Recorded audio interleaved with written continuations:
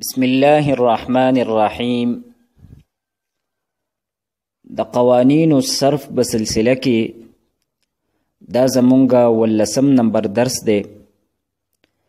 ان شاء الله تعالی په دې درس کې به مونږه د حمزه وصلی او د حمزه قطعی داغه قانون دا په تفصیل سره بیانو. په دې قانون کې به مونږه یو څو اهمې خبرې دا ذکر کوو. لومبنۍ خبره ده چې حمزه وصلی څه ته وایي او حمزه قطعی څه ته وایي. دویمه خبره دا ده چې د حمزه وصلی څه حکم دی او د حمزه قطعی څه حکم دی. دریمه خبره ده چې د حمزه قطعی څو قسمونه دي او د حمزه وصلی څو قسمونه دي. او بیا به تدې قانون په آخر کې مونږه دا خبره ذکر کوو چې په باب افعال کې د فعل مضارع کومې صیغې دي په دې کې دغه حمزه دا حمزه قطعی ده او د قطعیت باوجود دا حمزه غورځېدلې ده. نو دا ولې غورځېدلې ده؟ نو اوس مونږه راځو لومبۍ خبرې له چې حمزه وصلی څه ته وایي او حمزه قطعی څه ته وایي. وصلی دا د وصل نه دی او قطعی دا د قطع نه دی. وصل معنی ده ملاوهل او د قطع معنی ده کټ کول. نو حمزه وصلی ته حمزه وصلی ځکه وایي چې دا دو کلمې یا دو حرفونه دا بخپل مینس کې ملاوي. او حمزه قطعی ته قطعی ځکه وایي چې دا دو کلمې دا بخپل مینس کې جدا کوي. نو دا خو د حمزه وصلی او د حمزه قطعی دا غي تعریفونه شول. او حمزه وصلی ته وصلی ولې وایي او حمزه قطعی ته قطعی ولې وایي. نو اوس ته دې قانون حاصل او خلاصه دا ده هر هغه حمزه چې هغه زائد وي یعنی د فا عین او د لام کلمې په مقابله کې نه وي او دغه حمزه دا د کلمې په شروع کې وي. هر هغه حمزه چې هغه زائد وي او د کلمې په شروع کې وي نو دغه حمزه دا به یا حمزه قطعی وي او یا به دغه حمزه وصلی وي. نو کچری حمزه وصلی وي دا غي ځان له حکم دی او کچری حمزه قطعی وي نو دا غي ځان له حکم دی. کچری دغه حمزه چې د کلمې په شروع کې واقع شوی ده کدا حمزه وصلی و نو په دو صورتونو کې تدې غرزول دا واجب دي او ضروری دي. یو صورت دا چې کله دغه حمزه دا د کلام په منځ کې واقع شي. نو کله چې حمزه وصلی دا د کلام په منځ کې واقع شي نو تدغه حمزه وصلی غرزول دا واجب دي. تدې مثال دا دی لکه د باب ضربا یضربون د امر حاضر صيغه راځي اضربو د جمع مذکر حاضر صيغه راځي د ضربا یضربون اضربو. نو تدې په شروع کې چې دا کما حمزه ده دا حمزه وصلی ده. اوس دا حرف دا کلمه دا مونږه د بلی کلمې سره تړو او تدې په شروع کې مونږه وو راوړو نو دا بشي وضربو. نو تدې په شروع کې حمزه وصلی راغلی ده. نو کله چې دا کلمه مونږ د وو سره ملاو کړه نو دغه حمزه وصلی دا د ضاد او د وو په منځ کې واقع شو لہذا دغه حمزه وصلی دا بغورځيږي. نو دا خو یو صورت شو چې کله حمزه وصلی د کلام یا د کلمې په منځ کې واقع شي نو دغه حمزه وصلی دا بغورځيږي. دویم صورت دا دی چې کله دا حمزه وصلی تدین بعد چې کوم حرف دی کدغه حرف دا متحرک شو یعنی مخکې ساکینو او تدین بعد متحرک شو په دې باندې زبر راغی یا په زیر راغی یا په پیش راغی، نو په دې صورتونو کې هم تدغه حمزه وصلی غرزول دا واجب دی. تدې مثال دا دی لکه د قال یقولنا مونږ سره د واحد مذکر حاضر فعل امر صيغه ده قل. قل دا په اصل کې دی اقول. تدې په شروع کې چې کما حمزه ده دا حمزه وصلی ده، لیکن په دې اقول کې یقول تقول قانون جاری شوی دی. د وو کما ضمه ده د مونږه قاف ل ورکړه، نو مونږ سره جوړ شو اقول. نو اوس دلته دا قاف مخکې ساکنو او اوس دغه قاف دا متحرک شو، تدې د پاسه ضمه رااله، نو حمزه وصلی کم ما بعد دی هغه متحرک شو، لہذا د حمزه وصلی ضرورت پاتې نشو. نو دغه حمزه وصلی مونږ وګرځوله، نو مونږ سره جوړ شو قول. اوس د وو او د لام په منځ کې التقا د ساکنینو رااله، نو دغه وو مونږ وګرځاو، نو مونږ سره د اقول نه جوړ شو قل. نو حاصل او خلاصه ته دې صورت دار وتله چې حمزه وصلی تدې په دوه صورتونو کې غرزول دا واجب دي او ضروری دي. کله چې حمزه وصلی د کلام په منځ کې واقع شي، دویم چې کله د حمزه وصلینا ما بعد کم حرف دی هغه متحرک شي، نو په دې دوه صورتونو کې د حمزه وصلی غرزول واجب دي. تدې بالمقابل کومه حمزه قطعی ده، نو دا غي په اس وخت کې دا غي غرزول دا ټیک نه دی. حمزه قطعی دا به نه غرزيږي، خو که حمزه قطعی دا د کلام په منځ کې واقع شي، او خو که د حمزه قطعی ما بعد یعنی تدین رستو چې کم حرف دی دا متحرک شي، په دې دوه صورتونو کې د حمزه قطعی دا به نه غرزيږي.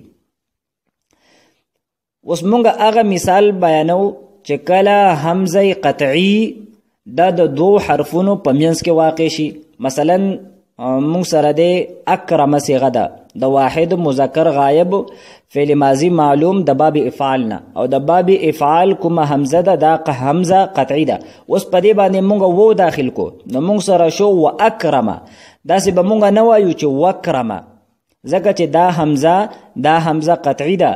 دا چې کله د دوه حرفونو په منځ کې واقع شي، نو دا حمزه دا به مونږ نه غورځو. او دغه سي کته دې ما بعد متحرک شو، بیا هم دغه حمزه قطعی دا به مونږ نه غورځو. او دا غي مثال دی چې کله د حمزه قطعی ما بعد متحرک شي، لکه اقام دم د باب افعال صيغه ده، دا په اصل کې دا اقوما. نو په دې کې دا وو متحرک وو مفتوح او تدین مخ کې قاف دا ساکینو، نو دا وو فتحه دا مونږه قاف ل ورکړه او وو مونږه په الف سره بدل کو، نو مونږ سره جوړ شو اقام. نو اوس په دې صورت کې د حمزه قطعی کم ما بعد دی دا متحرک شو، لیکن تدې باوجود به مونږه حمزه قطعی دا نه غورځو.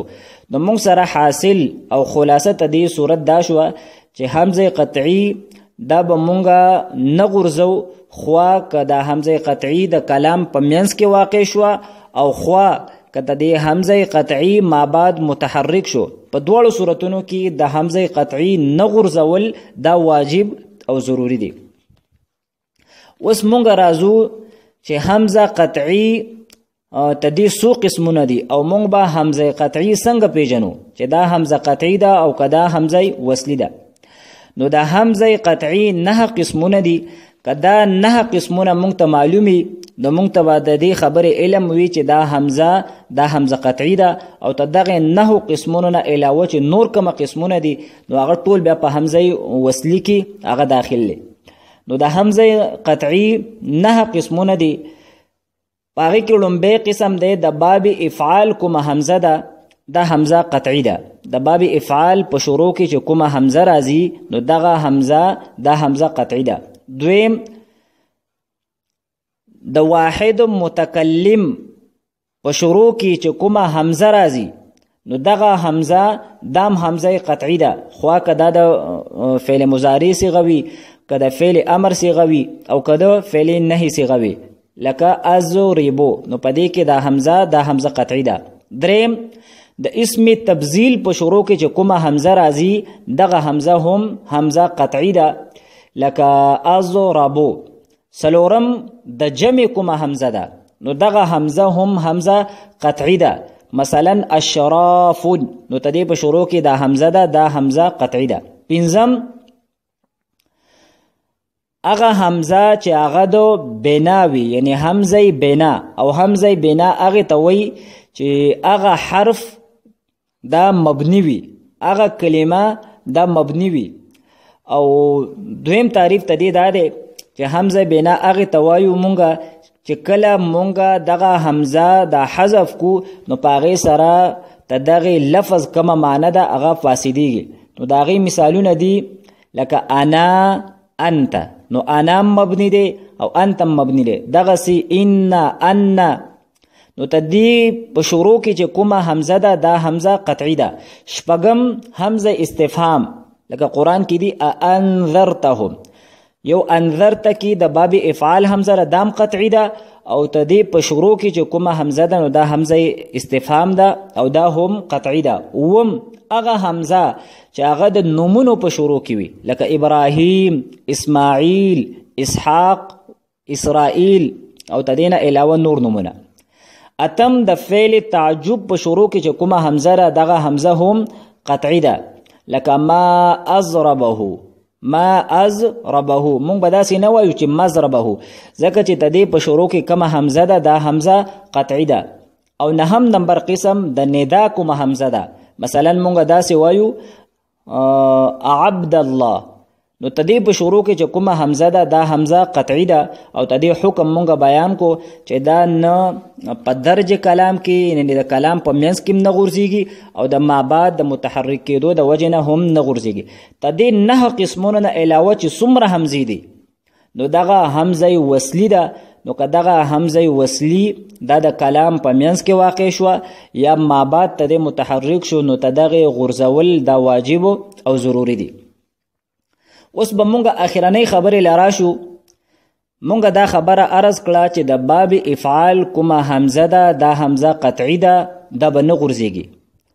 حالانکه چې کله مونږه د باب افعال نه د فعل مضارع گردان وایو نو پاغې کې مونږه هغه حمزه قطعي دا حذف کوو لکه مثلا د اکرم نه مونږه باب افعال وایو دغه گردان کوو د فعل مضارع نو اکرم یکرمو مونږه داسې نه وایو چې اکرم یؤکرمو یؤکرمانی یؤکرمون بلکې مونږه وایو یکرمو یکرمانی یکرمون د اخره پورې دغه گردان مونږه وایو. تدې وجه څه ده؟ تدې وجه دا ده چې دا حمزه قطعي دا مونږه ځکه غورځو چې دغه باب افعال د فعل مضارع واحد متکلم کومه صيغه ده نو پدې کې دوا حمزه قطعي دا جمع کیږي یو د باب افعال حمزه او بل د واحد متکلم حمزه. نو د اکرم د یکرمون د واحد متکلم صيغه موږ سره راځي با او اکرمو او اکرمو نو اوس دلته دوا حمزه جمع شوي نو پدې کې خلاف القياس دا یو حمزه دا حذف شو خلاف القياس دا یو حمزه حذف شو او خلاف القياس دا ځکه حذف شو چې عام طور باندې کله دوه حمزه جمع شي نو دا غیر لپاره قانون دار چې دویمه حمزه دا به مونږه په و سره بدلو لکه څنګه چې مونږه په اوا دیمو کې دویمه حمزه دا په و سره بدلو لیکن دلته د تخفیف د غرض د وجنه دغه دویمه د حمزه مونږه خلاف قیاس د حذف کړه نو چې کله مونږه په واحد متکلم کې د حمزه تخفیفا حذف کړه نو تدغه صيغه د موافقت د وجنه په پوره باب کې مونږه کما حمزه قطعی و هغه مونږه وګرځوله نو دی وجنه په باب افعال کې دا حمزه د غرزیږي خلاف القياس د واحد متکلم کما صيغه ده د غیدو موافقت د وجنه نو دا موږ سره تدې قانون حاصل خلاصه او تدې قانون مطلب. واخر دعوانا ان الحمد لله رب العالمين.